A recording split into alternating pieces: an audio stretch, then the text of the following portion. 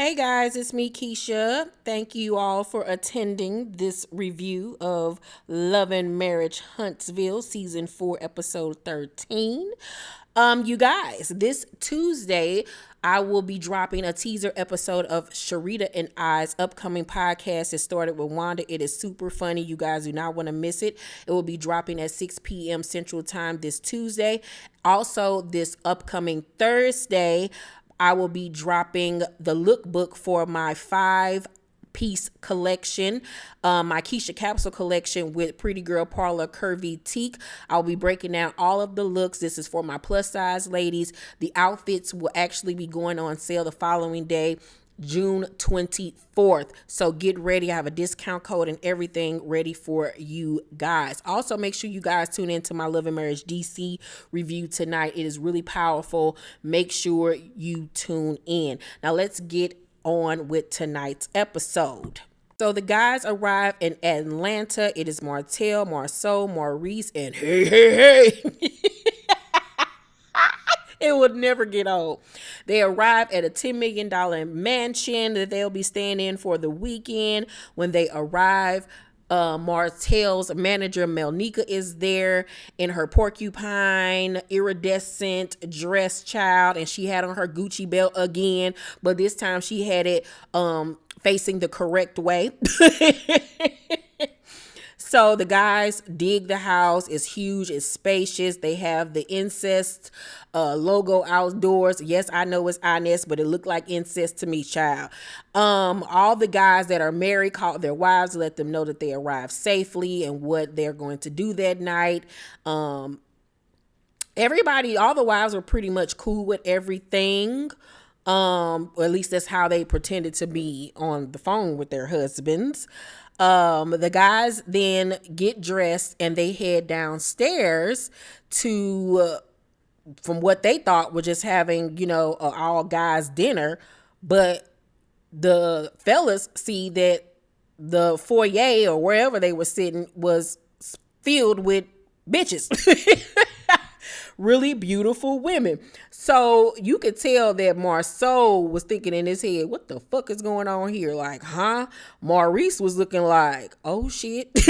And hey was looking like it's about to go down. So they were all caught off guard by seeing all of these gorgeous ladies in their, cocktail dresses waiting on them.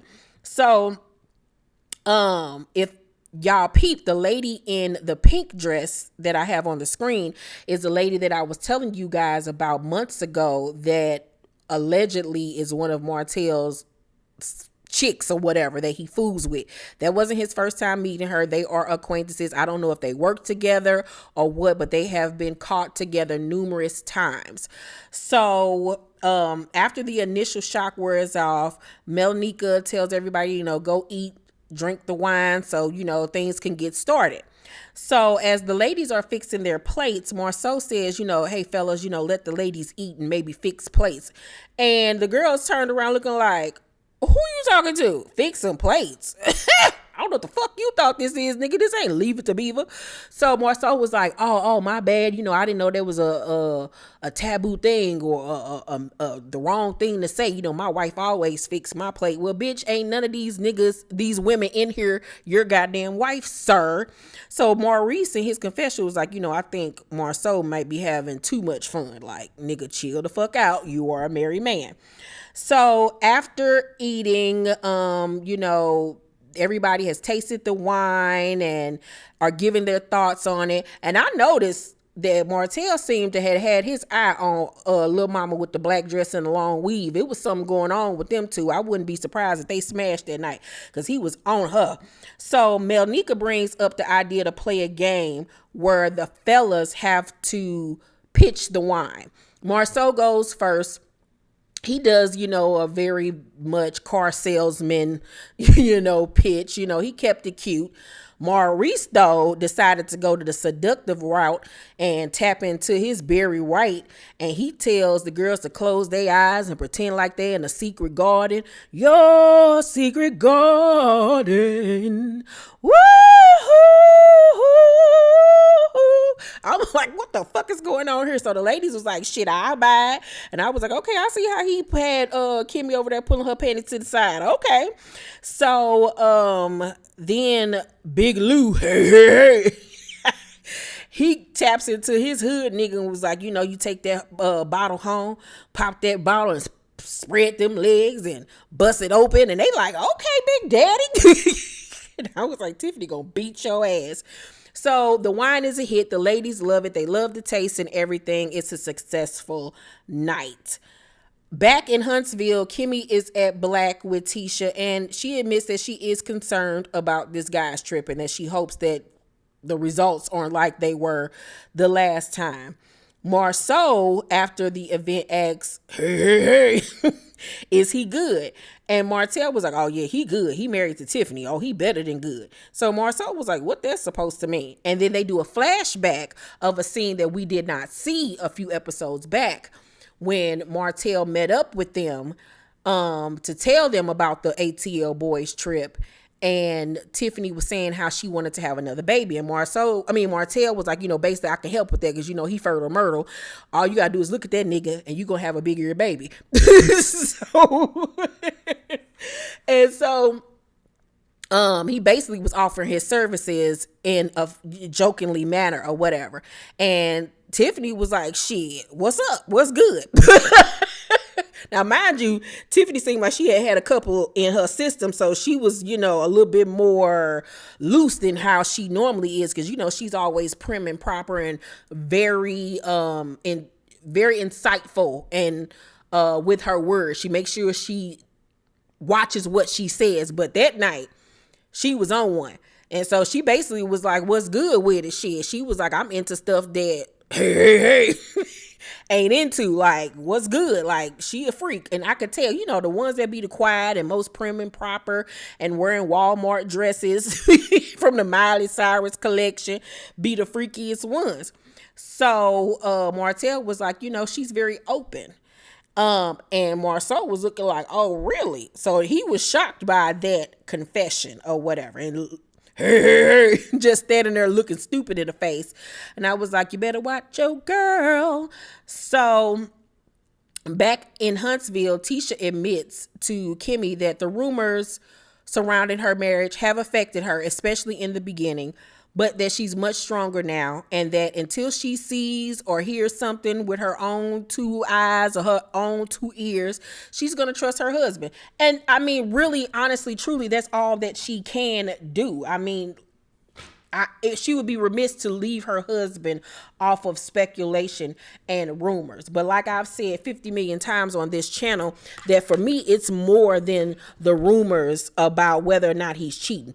I could care less about that at this point. It's the way that he treats her. It's the way that he talks to her. It's the way that he embarrasses her. It's the way that he plays mind games with her like the shit is funny. You know what I mean? It's the way that he antagonizes her.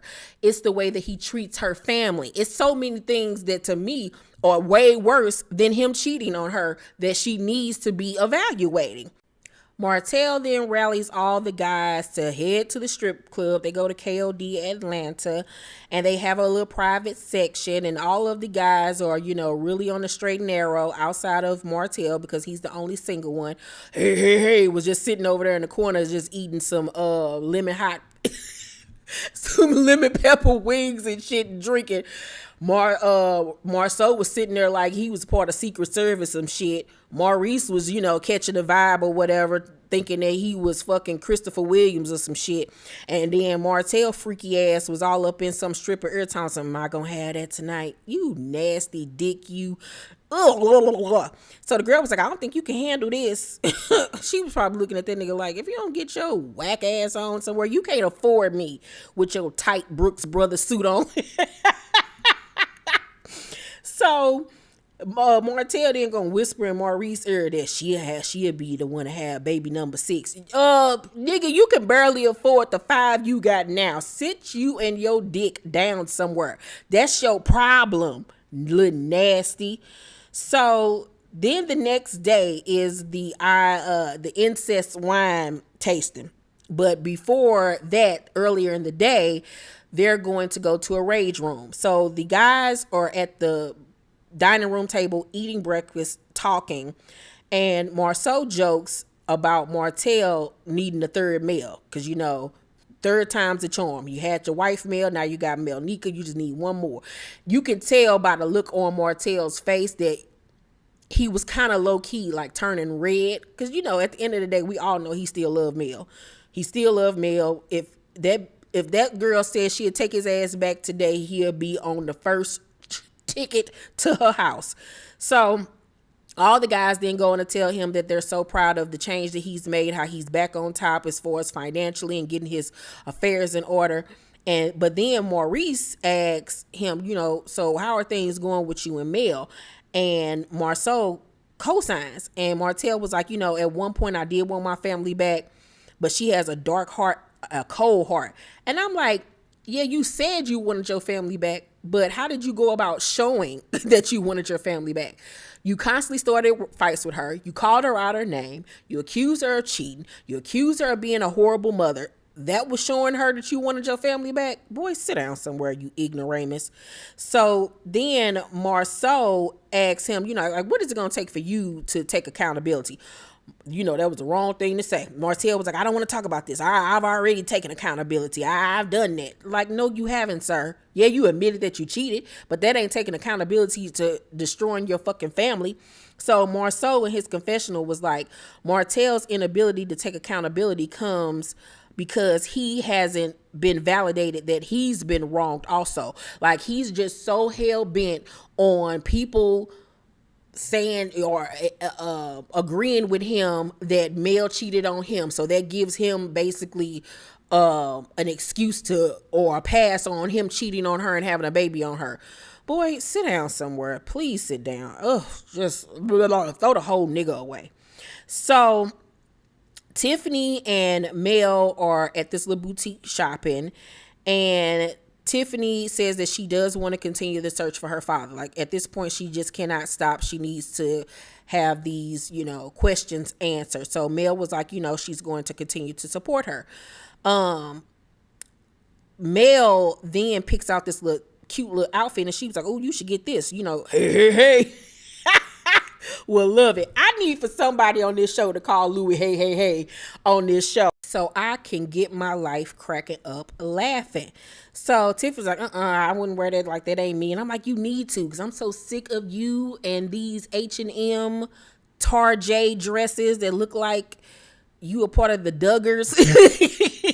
Like, you need to be on 16 Kids and Counting. Like, you say you 35, which I really struggle to believe that, but you dress like you 55, lady. Like, no. So she says that, Louis is sexually needed. She was like, and so Mel was looking at her like, what? Like, huh? She was like, well, you need to be fucking him more. She was like, girl, we do it all the time. Like, I don't know what more he wants from me. So she then goes on to say that she feels like hey is intimidated by her. So Mel was like, well, that's something that you probably need to talk to him about. Like, that's a conversation y'all need to be having. So then Tiffany makes a comment like, well, I hope, basically he ain't talked into doing nothing he ain't got no business doing while he's in Atlanta. And Mel looked at her like, girl, stop. Like, no, he is not cheating. Like, sit down somewhere. That is not going down. I'm confused because she's saying that she's sucking and fucking him at least 3 times a week, but he's saying that he's sexually frustrated. I'm so confused. I would think 3 times a week is more than enough. Like, so is she lying about how much she's sexing him? What is going on here? Or is this a fake storyline because they're boring? Like, I don't know what the fuck is going on, but I need clarity on this whole situation. So the guys go to the rage room. It's a really cute scene. Everybody's getting their frustrations out and everything.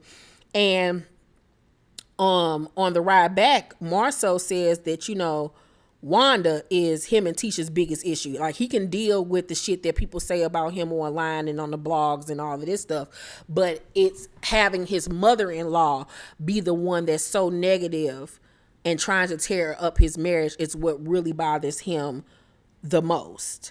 So Maurice says that when he was at the rage room, he was raging about Monster, and y'all know I hate that name. He says that because he's in all of these programs and stuff, but he's not motivated. Like, he has to constantly tell him to get up and to do this and to do that. And Marceau and Martell was looking at him like, dog, like he 15 years old. And he was like, well, when I was that age, and Martell was like, well, he's not you. And I'm like, do you remember being 15? Or do you remember other people being 15? That's typical 15-year-old behavior. What 15-year-old just gonna be up and at him, ready to go to practice and doing this, doing that? He want to lay down. He want to sleep. He want to be with his friends. It's typical teenage behavior. I really feel like Maurice is really, truly hard on these boys. He's hard on Jalen. He's hard on Monster. It's like, back your ass the fuck up. Like, calm the fuck down, sir. Leave them kids the fuck alone. So then Louis whole situation comes up, and him being sexually frustrated, and he says that it's not a huge problem at this moment. Like, it's something that they're going through, but it ain't that big of a deal to him yet.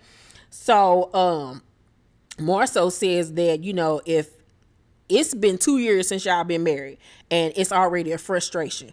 If this continues, by year 4, it'll be an issue, and by year 5, it'll be a challenge. And I agree 100% with that statement that Marceau made, because like I said, I'm trying to figure out, why is he frustrated? What the fuck is going on here? Like, I so need more context on this whole storyline. So that's my review of Love and Marriage Huntsville. Tonight was a cool episode. It started off hot, then it kind of fizzled towards the end. It seems like next week's video is when shit really gonna get popping. So tonight I give Love and Marriage Huntsville a B-. It was cute for what it was. I did, however, enjoy Love and Marriage DC much more. It was so much more in depth, I will say. Let me know what you guys thought about tonight's episode down below in the comment section. Make sure you guys tune in next week for my Keisha capsule collection, as well as my teaser episode of the It Started with Wanda podcast on Tuesday. I love you guys, and I will see you on the next video. Bye.